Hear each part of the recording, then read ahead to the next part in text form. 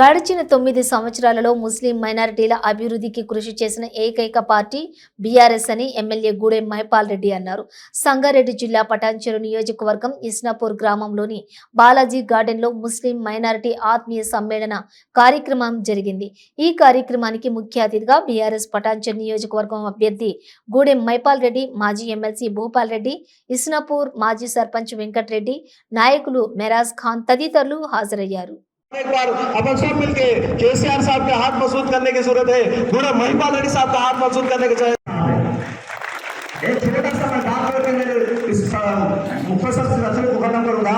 Corona के time पे जब लॉकडाउन हो गया सारे సోదరులకు బీఆర్ఎస్ గవర్నమెంట్ కేసీఆర్ గారు ఎన్నో పథకాలు పెట్టారు. అంటే మళ్ళీ మరోసారి మన ప్రధాన తెలంగాణ రాష్ట్రం వచ్చిన తర్వాత తెలంగాణ రాష్ట్రంలో ప్రభుత్వం ఏ విధంగా నడుస్తూ ఉంది, కేసీఆర్ గారు ఏ విధంగా ఆలోచన చేస్తూ ఉన్నాడు, గతంలో పరిస్థితి ఏంటి, ఇప్పుడున్న పరిస్థితి ఏంటో మీకు బాగా తెలుసు. మీరు ఆలోచన చేయాలి. ఒక పటాన్చెరువే కాదు, తెలంగాణ రాష్ట్రం కాదు, యావత్ భారతదేశంలో ఏ విధంగా పరిపాలనలు నడుస్తూ ఉన్నాయి. మనకంటే మొదలు 75 సంవత్సరాల క్రితం వచ్చిన రాష్ట్రాలు ఉన్నాయి, 28 రాష్ట్రాలు. మన 29వ రాష్ట్రం. మన రాష్ట్రం 10 సంవత్సరాల వయసు కలిగిన రాష్ట్రం.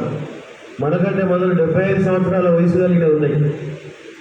వాళ్ళు ఏం చేస్తున్నారు, మనమేం చేస్తున్నాము, మన రాష్ట్రంలో మన ముఖ్యమంత్రి ఏం చేస్తున్నాడు, మన ఎమ్మెల్యే ఏం చేస్తున్నాడు, మన గ్రామాలు ఏ విధంగా డెవలప్ అవుతూ ఉన్నాయి, మన పట్టణాలు ఏ విధంగా డెవలప్ అవుతూ ఉన్నాయి, మీరందరూ ఆలోచన చేయాలి. కాబట్టి మీరు దయచేసి పెద్ద మనసుతో ఆలోచన చేసి రేపు 30వ తారీఖు జరిగే ఎలక్షన్లో కారు గుర్తు పైన ఓటేసి భారీ మెజార్టీతో 3వసారి మన ముఖ్యమంత్రిని ఈ రాష్ట్రానికి చేసినట్టయితే ఇప్పుడు ఈ 10 సంవత్సరాల కాలంలో చేసిన అభివృద్ధి కంటే ఎక్కువ తిరిగి ఇంకా ఎటువంటి సమస్యలు ఉన్నా పరిష్కరించుకుంటూ ముందుకు పోతామని అందరికీ తెలియజేస్తూ ఉన్నాం. కాబట్టి మైనారిటీల కోసం అనేది ఏమేం వర్క్ చేసాం అనేది ఇంతకుముందు తమ్ముడు మెరాజ్ ఖాన్ అన్ని వివరంగా చెప్పడం జరిగింది. రెసిడెన్షియల్ పాఠశాలలు కానీ, మసీదులు కానీ, వాళ్ళకి ఇదే కాదు, నమాజ్ తెలంగాణ రాష్ట్రంలో మన భయ్యవాళ్ళకి ఏ విధంగా సార్లీస్ ఇస్తున్నారో ఇమాం మౌజుల దగ్గర మన దగ్గర సార్లీస్ ఇవ్వడం జరుగుతూ ఉంది. కాబట్టి ఇవన్నీ ఆలోచన చేయాలి. దసరా పండుగ హిందువులు చేస్తే రంజాన్ పండుగ ముస్లింల కోసం, ముస్లింల కోసం రంజాన్ చేస్తే క్రిస్టియన్ల కోసం క్రిస్మస్ పండుగ చేస్తూ ఉన్నాం. ప్రతి ఒక్కరిని గౌరవించే రీతిలో ఈ రాష్ట్రం ముందుకు పోతా ఉంది. మన నియోజకవర్గానికి వస్తే దర్గాలు, ఈద్గాలు, ఆశీర్ఖానాలు, చర్చులు, మసీదులు, మన టెంపుల్స్ ఏ ఒక్కరిని విస్మరించకుండా అందరినీ గౌరవించి ముందుకు పోతా ఉన్నాం. ఇంకా కొంచెం గొప్ప బ్యాలెన్స్ ఉన్నాయి, అవి కూడా కంప్లీట్ చేస్తాం రేపు ఎలక్షన్ తర్వాత. ఇప్పుడు మన ఇస్నాపూర్లో ఇష్యూలు ఉన్నాయి.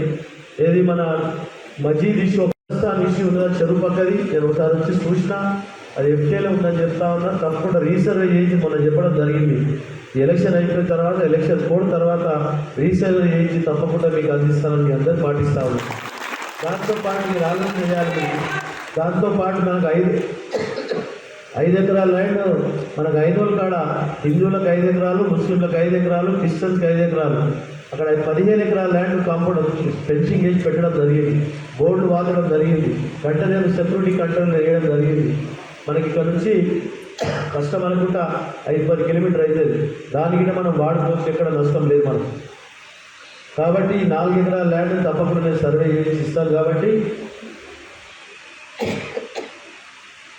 మనము రీసర్వే చేయించి గ్రేవ్ యార్డు, మసీద్ స్థలాన్ని మీకు అందిస్తానని మాటిస్తూ మీరందరూ దయచేసి కాంగ్రెస్ వాళ్ళు, బీజేపీ వాళ్ళు చాలా చెప్తారు, వాళ్ళ మాటలు నమ్మకండి. బట్టబాజీ గుడ్డబాజీ మాటలు మాట్లాడుతూ ఉన్నారు.